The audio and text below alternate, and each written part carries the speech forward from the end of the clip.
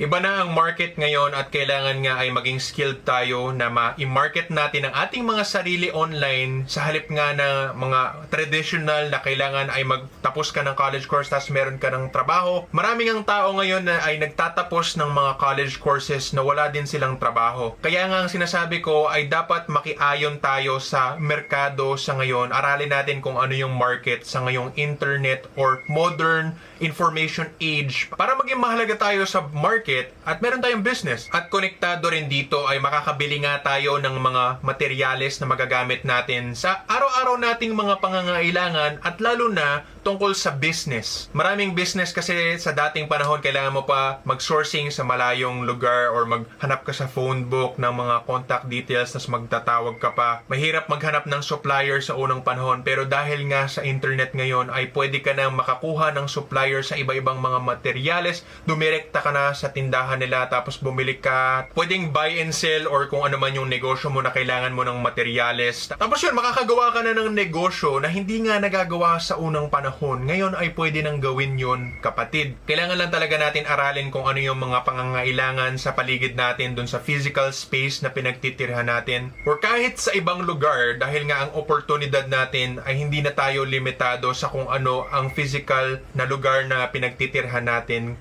Kapatid, kung nagustuhan mo ang video na ito at gusto mo ng mas detalyado at masinsinan na pag-aaral nga sa lahat ng mga tinuturo ko at maging katulad ko o di kaya ay mag-improve lang sa pangkalahatan sa self-improvement papuntang langit, sana makasali ka sa Sikihor Healer School.